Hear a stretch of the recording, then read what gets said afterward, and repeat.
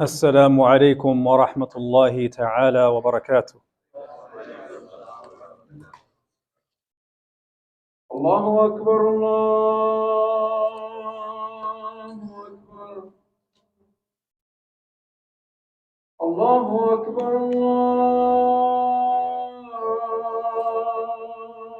الله أكبر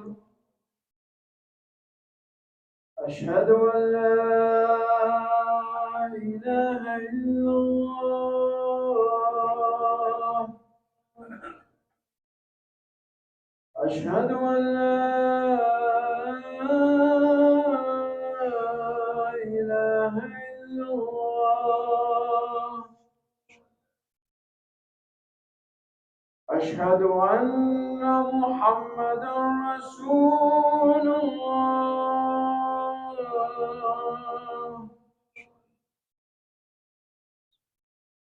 أشهد أن محمدا رسول الله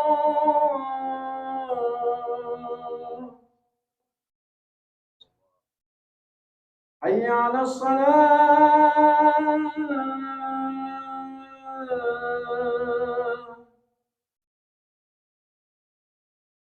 حي على الصلاة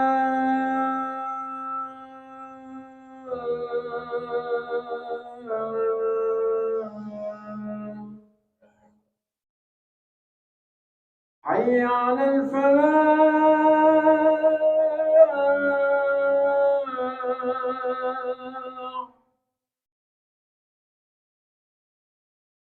حي على الفلاح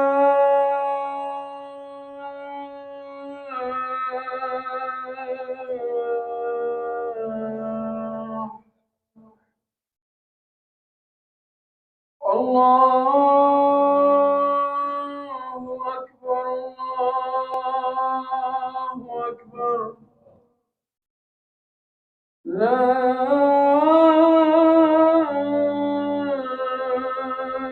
إله إلا الله.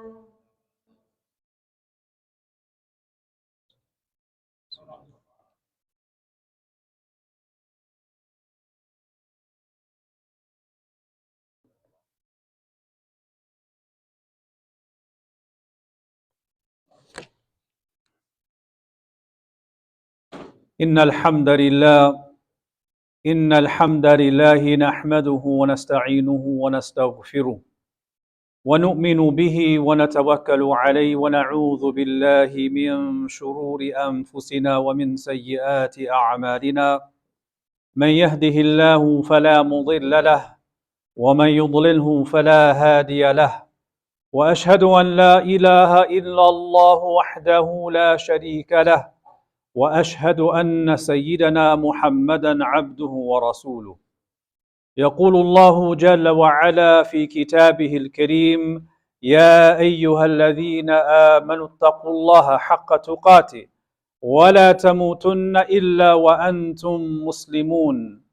يا أيها الذين آمنوا اتقوا الله وقولوا قولا سديدا يصلح لكم أعمالكم ويغفر لكم ذنوبكم، ومن يطع الله ورسوله فقد فاز فوزا عظيما. أما بعد، فإن أصدق الحديث كتاب الله، وخير الهدي هدي سيدنا محمد صلى الله عليه وآله وسلم، وشر الأمور محدثاتها، وكل محدثة بدعة، وكل بدعة ضلالة، وكل ضلالة في النار. أعاذنا الله وإياكم منها أجمعين. Amma ba'd, dear brothers and sisters, the greatest honor, the greatest blessing that we collectively have received from Allah subhanahu wa ta'ala is that He has made us all from the ummah of Sayyiduna Muhammadun Rasulullah sallallahu alayhi wa sallam. And a part of being from the ummah of Rasulullah sallallahu alayhi wa sallam, it means that we are also blessed to be from Ummatul Quran, from the community that has received from the Prophet sallallahu alaihi wasallam, Allah's final revelation, Al-Quranul Kareem. As the Ummah of the Quran, contemplating, reflecting, and pondering the Quran is one of the most important activities we must do as believers. We must engage in the book of Allah subhanahu wa ta'ala. For Allah ta'ala has revealed this Quran upon the blessed heart of Rasulullah sallallahu alayhi wasallam, who transmitted from his blessed tongue, that we may understand it, that we may reflect upon it. Allah ta'ala says in Surah Sad, كتاب أنزلناه إليك مبارك ليدبروا آياته وَلْيَتَذَكَّرَ أُولُو الْأَلْبَابِ.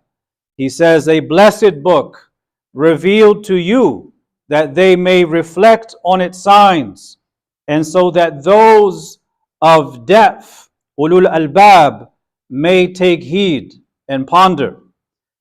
This is the purpose of the Quran, dear brothers and sisters.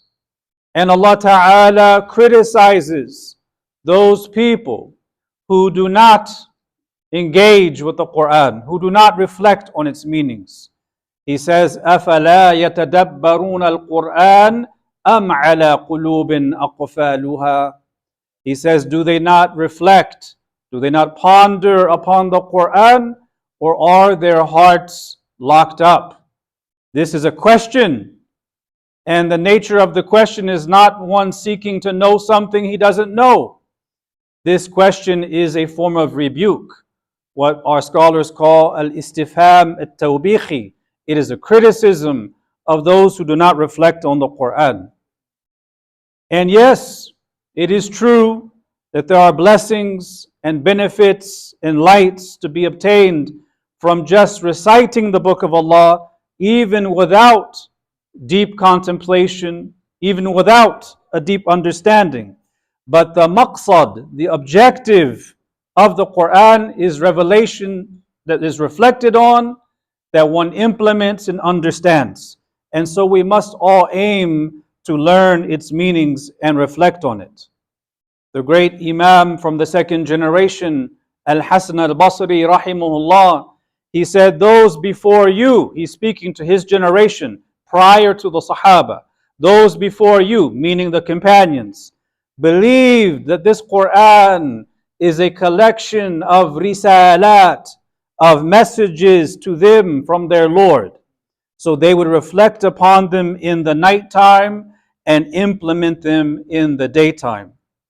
So today, in this khutbah of Yawmul Jumu'ah, insha'Allah ta'ala, I wanted us to reflect on just one part of a verse of the Quran in Surah Al-Qasas. And the purpose of this reflection is twofold. Number one, it is to actually derive lessons and benefits from the ayah. But the second purpose is to understand the process of tadabbur, what it means to contemplate, and how we can draw out lessons, teachings, and benefits from the ayat of Allah subhanahu wa ta'ala. In this chapter, Surah Al-Qasas, Allah Ta'ala is telling us the story of Prophet Musa alayhi salam, and how he was instructed to travel to Egypt and confront Fir'aun and call him to Allah and order him to release Bani Israel from bondage.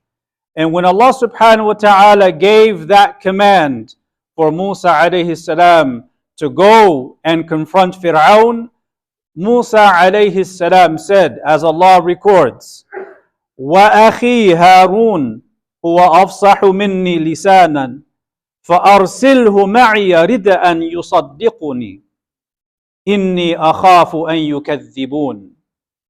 When Musa alayhi salam is told to go to Fir'aun, Musa alayhi salam says, and my brother Harun is more eloquent than I am, so send him with me as a helper to support what I say, for I truly fear they may reject me.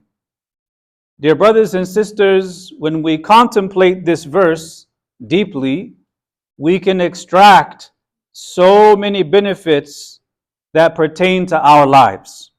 So many benefits in character and in development and in community and in moving forward with what is good.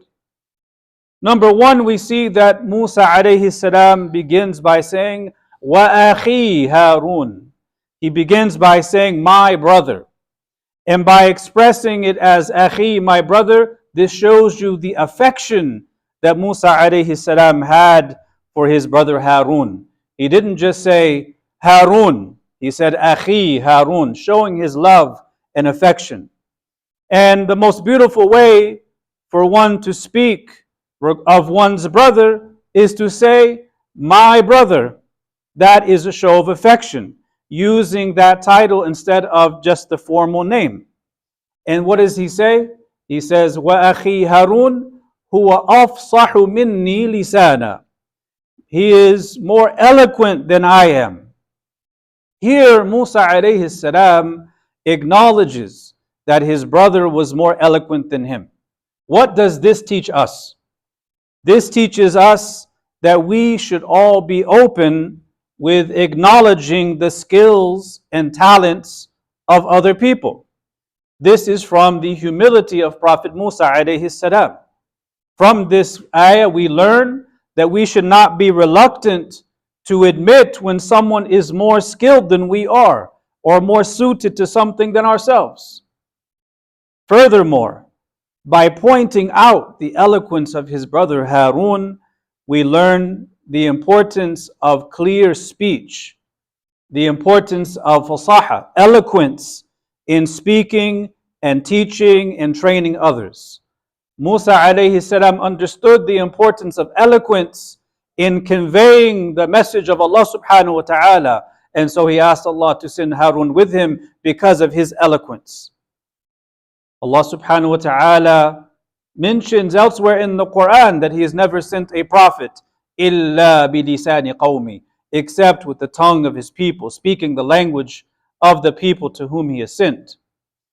From this ayah, we also learn, dear brothers and sisters, that when someone has a talent in our community, we should support them and put them forward because of the talent.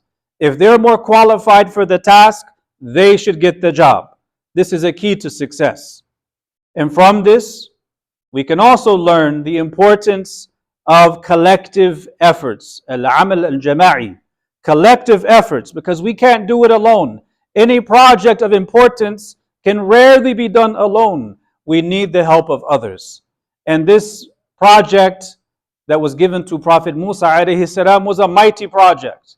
And he wanted help, and he needed help. And so he asked Allah Ta'ala to send with him his brother Harun to be of assistance. So working as a collective is always more effective than individual efforts. And this verse is teaching us a very important management principle, which is delegation and picking the best person for the job. From this ayah, we also learn that the person in charge of a group, an organization, or a project should be honest about his talents and honest about his limitations. Because it's not a fault if the leader of a project admits that he is lacking in some experience or lacking in some skill set. And here we see that this is Musa alayhi salam. Musa is from ulul azmi min ar-rusul. He is from the messengers of high resolve. And here, this messenger of high resolve, of mighty strength, is admitting that his brother is more eloquent than him. So if Musa alayhi salam can admit this and seek the support of his brother, how can we, when working with groups and other people, be so stubborn that we refuse to acknowledge the talents of others for fear that they're going to surpass us? There needs to be some humility. And we see the lesson of humility in the story of Prophet Musa alayhi salam. Furthermore, we know, as we said, that one of the closest of people to someone tends to be their brother, their sibling. And this is why Musa alayhi salam said, فَأَرْسِلْهُ مَعِيَ رِدْءًا. He said, this, and my brother Harun is more eloquent than me. فَأَرْسِلْهُ مَعِيَ رِدْءًا. So send him with me as rid'an. What does this word mean? Linguistically, the word rid is from rida, which means a cloak. And here, Musa alayhi salam is describing his brother using figurative language, that he is like a cloak unto him. Harun alayhi salam is like a cloak for Prophet Musa alayhi salam. So because he's extremely close to him, he's like a cloak. And the purpose of a cloak is to give someone warmth, also to cover themselves. And in the same way, Musa alayhi salam felt that the eloquence of Harun would cloak him and give him support and make this mission of da'wah easier. So from this verse we see many benefits, but key among them is the benefit of humility. Musa alayhi salam expressed humility by acknowledging that he wanted his brother to go with him because of his eloquence. It is not shameful in the least when a person who has some position of leadership or responsibility acknowledges the virtue of those under his command, if they have skills and talents that surpass his own. That is from humility. It's not a shame to need the help of other people. And it's not enough to simply ask them for help. One should openly acknowledge their expertise as well as ask them for help. They should acknowledge their expertise and ask for help. Not ask for help while pretending they don't really need it and that they're actually on the same level when it comes to this skill. We learned this from the ayah. From this ayah, we also learn another lesson, which is that one of the ways of getting something important is to mention the reason for it before asking. To mention the reason for something you need before you ask for that specific thing. Musa alayhi salam began by mentioning the eloquence of his brother Harun, and then he asked Allah Ta'ala to send him with him. He says, وَأَخِي هَارُونَ هُوَ أَفْصَحُ مِنِّي لِسَانًا فَأَرْسِلْهُ مَعِيَ رِدْءًا يُصَدِّقُنِي. He said, and my brother Harun is more eloquent than me, so send him with me as a support. He mentions the reason before asking for the specific thing.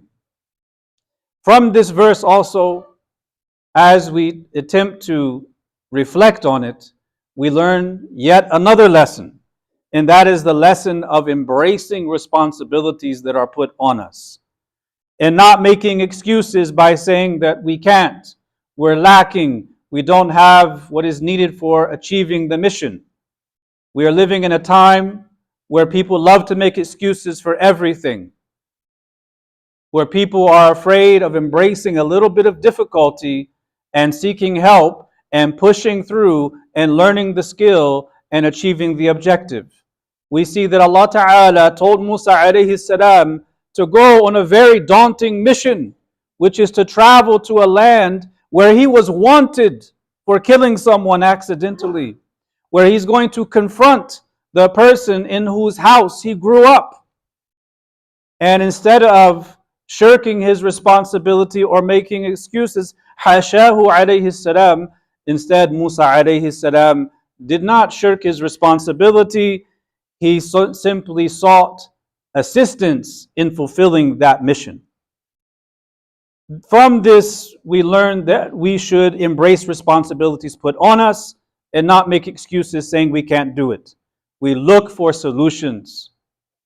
From this ayah as well, dear brothers and sisters, we also learn that great leaders are not people who believe in stealing the spotlight. Great leaders believe in complementary talents, and they like to make use of these talents for the collective good. Because if Harun can go as an assistant, this means the da'wah will be more successful. That is the mission. Unfortunately, however, we have in our day and age, many immature leaders all around the world, in every realm, immature leaders who feel threatened by anyone who has talents they do not. So instead of putting the talented ones ahead to contribute to the greater good, they sideline the talent because they don't want to look bad. They don't want to look like they don't know what they're doing. They don't want to be outshined by someone who is underneath them. But a great leader doesn't feel threatened. He is confident. He values the talent and puts them forward without feeling threatened. Musa alayhi salam is undoubtedly greater than Harun in his rutbah, his status, and he's greater than him in his knowledge, while Harun was more eloquent. So there is success in this mission that is sought. So Musa alayhi salam wanted to combine between his knowledge and the eloquence of his brother Harun, because that was the recipe for success in fulfilling the mission of going to Fir'aun. From this verse also, dear brothers and sisters, we learn that when we're a part of any kind of project, we should use the tools that are available so that we can close the gaps. For example, if we are facing a problem where we have to confront lies, then we have to use truthfulness to confront it. And if we have to confront financial difficulties, then to close the gap, we have to make some efforts to raise funds. And if we have to confront challenges with manpower and skill, we have to find people to train, to prepare, and put forward the best people for that work. From this verse also, dear brothers and sisters, of the many lessons we can extract from it, we learn that true leaders are never afraid of comparing their skills to the expert skills of others. Their objective is success, not competition with the team. And the subtlety of this is found in the ayah, because Musa alayhi salam when he says, "Wa akhi Harun huwa afsahu minni lisana." He says, and my brother Harun is more eloquent than me. So he is comparing himself to his brother in terms of eloquence. He did not say, "Wa akhi Harun huwa afsahu lisana," and my brother Harun, he is more eloquent. He said, no, my brother Harun, he is more eloquent than me. Because a true leader is not afraid of comparing their skills to the expert skills of others. So when he says this shows supreme confidence that a person is not diminished in any way if they say, so and so is smarter than me, or more skilled than me in this particular area, or more eloquent, or more skilled, or more experienced, or stronger, because we're all supposed to be on the same team. We're all supposed to be working for the same objective. So if you are stronger, we need your strength. If you have more financial capability, we need that. If you're more eloquent, we need that. It's not about one person shining and taking the spotlight because of his ego. It's about putting forward the best people because the mission takes priority over the egos and the feelings of other people. We put forward the best. From this verse also, dear brothers and sisters, we learn a very important life lesson that applies to community, that applies to work, and even applies to family. And that is, it is not enough for us to simply describe the problem. We also have to mention possible solutions. Musa alayhi salam described the problem and his need for an eloquent speaker. And he also put forward the name of his brother, asking Allah to send him along with him to confront Fir'aun. He did not simply say, I don't have the eloquent tongue needed for this. No, he had a suggestion and he put forward the name of Harun because he's looking for a solution. You know, it's very easy for us to describe problems. Many people are experts in describing the problems of the world. But it's not so easy to come up with solutions to those problems. And we learn from this ayah that it is the way of the Anbiya to not just complain about the problems, but also suggest solutions and also be a part of the solution and seek to bring others on board to bring a solution to the problem. This verse, dear brothers and sisters, has so many gems, so many jewels, so many lessons. And from it, we also learn the importance of clear language, the importance of eloquence in communicating the message of Islam. Just knowing something is not enough to convince others. It has to be expressed in a way that is best suited to the listener. It has to be conveyed in a way they will understand and in a way that will move them. This shows you the importance of rhetoric, of balagha, knowing how to convey clear thoughts, but in a way that moves the listener. And that is why Musa alayhi salam wanted to bring his brother Harun with him. We have to choose our words wisely. This teaches us the greater lesson of how we communicate, how we speak, and knowing the level of the person we're speaking to. The importance of choosing our words wisely and being mindful of how we present the truth to other people. That is just as important as mentioning the truth. It is presenting the truth. Dear brothers and sisters, among the lessons of this verse as well is that it teaches us that collective efforts have more impact than individual efforts. As we said, collective work takes priority over individual work. It is the best means of success.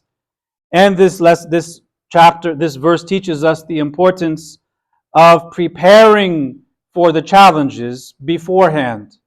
Musa alayhi salam wanted to prepare before going to Fir'aun to confront him. And that is why he sought for his brother Harun to accompany him as the one who was more eloquent of the two. He's thinking of what is the best way for me to fulfill the command of my Lord and call this individual to the truth. How can I prepare best for this mission? And so he thinks of bringing his brother along with him.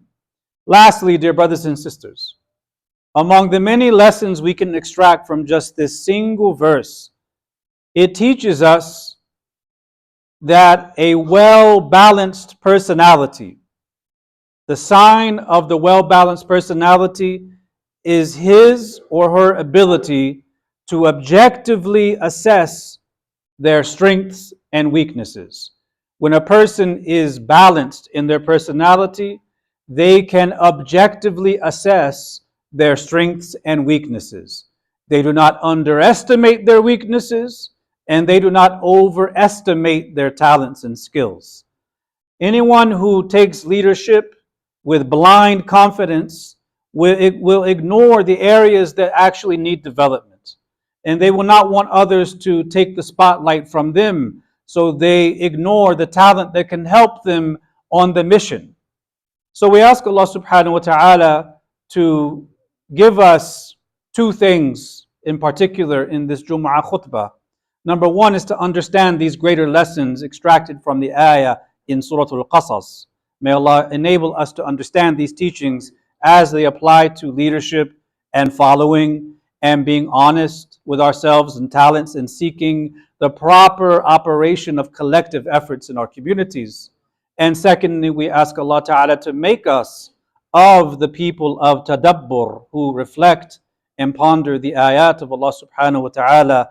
Allahumma ja'alna min alladhina yatadabbaruna kitabak wa ja'alna min ahlika من أهلك وخاصتك من أهل القرآن يا رب العالمين والحمد لله رب العالمين وآخر دعوانا أن الحمد لله رب العالمين وصلى الله وسلم على سيدنا محمد وعلى آله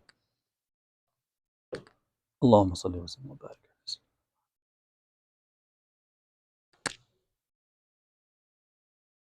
الحمد لله رب العالمين وأفضل الصلاة وأتم التسليم على سيدنا ومولانا محمد الصادق الأمين وعلى آله وصحبه ومن استنى بسنته وتعلق بجانبه إلى يوم الدين وبعد.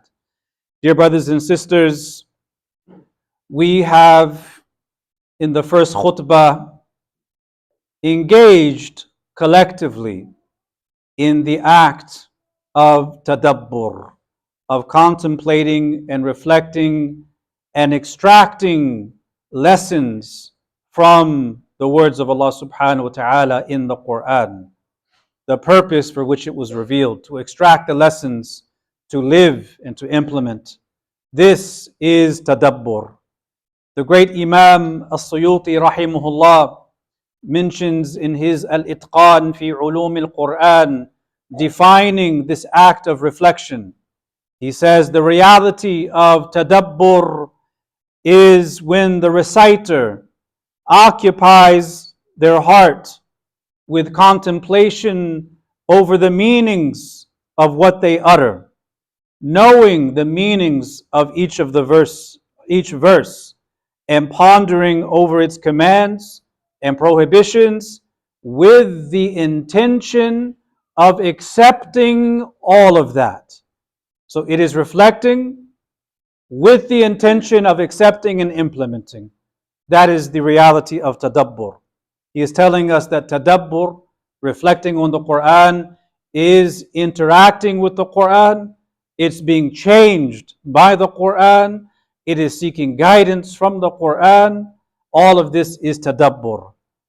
But tadabbur is very often neglected.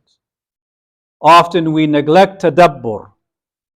We may recite the Quran at different times, but many times we're not actually engaged in tadabbur. We're reading it as a ritual, or we're reading it in order to do a khatam, without pondering over the meanings of the words and the phrases and the lessons and what they can teach us about how to live a life that is pleasing to Allah Ta'ala. But there are reasons for this. There are reasons why people neglect to reflect on the Quran. A number of reasons have been mentioned by the scholars.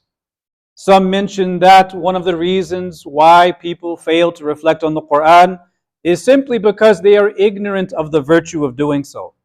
So they don't reflect because they're not really aware of the blessings and the benefits and the importance of doing so.